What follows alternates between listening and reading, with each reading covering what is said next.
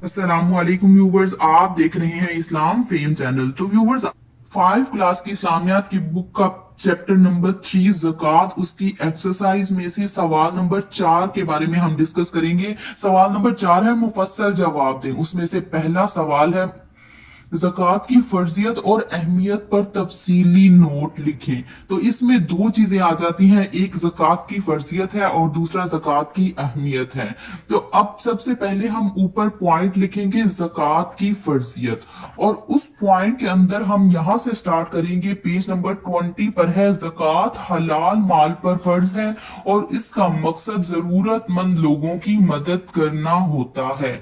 कुरान मजीद में कई मकामात पर ज़कात अदा करने का हुक्म है। व आतु ज़काता, और ज़कात अदा करो।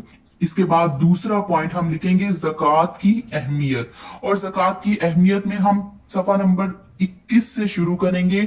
ज़कात अदा करने से अल्लाह ताला की खुशनुदी हासिल होती है और माल में खैर बरकत होती है। इरशाद बारी ताला है, वमा तुक़द्दिमू लिअन्फुसिकुम मिन खैरिन तजिदूहु इंदल्लाहि हुवा खैरन व आज़म अजरा।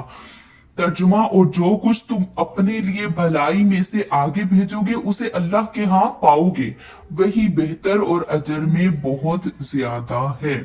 और इसके बाद आप नीचे जो पॉइंट है वो लिखेंगे, ज़कात की अहमियत का अंदाजा इस बात से भी लगाया जा सकता है कि खलीफा अव्वल हजरत अबू बकर सिद्दीक रजी अल्लाह ताला अन्हु ने ज़कात देने से इनकार करने वालों के खिलाफ जिहाद का ऐलान किया।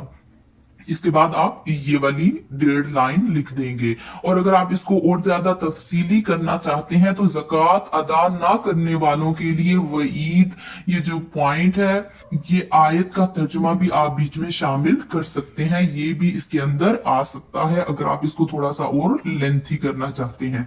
उसके बाद तफसीली सवाल नंबर 2 है, कुरान और सुन्नत की रोशनी में मसारिफ ज़कात लिखें।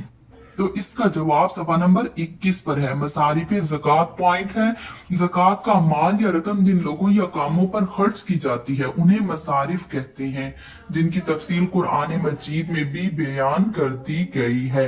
अब हम इसका तर्जुमा नहीं लिखेंगे आयत का, बल्कि इनकी तफसील बता देंगे कि कुरान करीम की आयत में ये ज़कात के 8 मसारिफ बयान किए गए हैं। नंबर 1 फकीर, नंबर 2 मिस्कीन, नंबर 3 ज़कात जमा करने और तकसीम करने वालों की तनख्वाह, नंबर 4 वो लोग जो हाल ही में मुसलमान हुए हों उनकी दिलजोई के लिए, नंबर 5 कैदी को कैद से निजात दिलाने के लिए, नंबर 5 आजकल नहीं पाया जाता, नंबर 6 मकरूज शख्स जो कर्ज उतारने की ताकत ना रखता हो, नंबर 7 मुसाफिर, और नंबर 8 फी सबीलिल्लाह, यानी ऐसे काम जिनसे इस्लाम और इंसानियत की भलाई हो।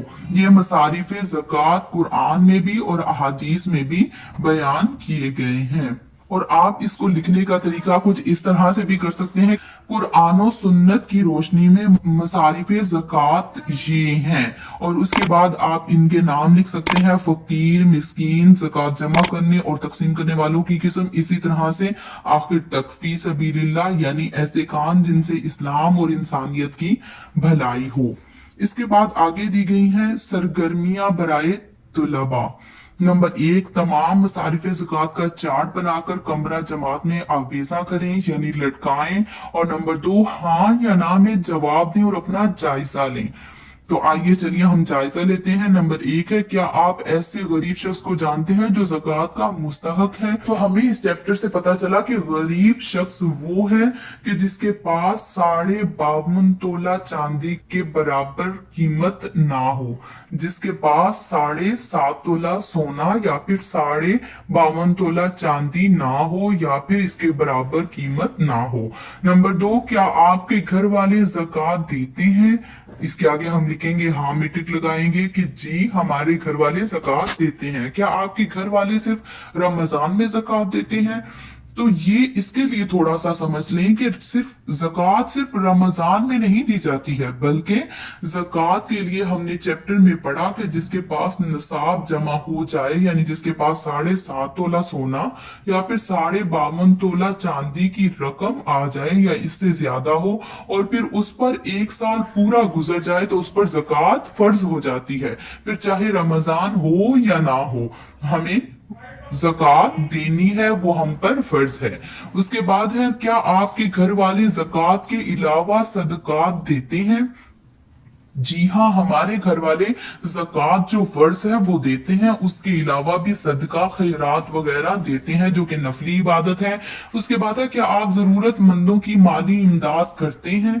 जी हाँ, जो शख्स जरूरतमंद हो हम उनकी इमदाद करते हैं, उनकी माली तौर पर मदद करते हैं।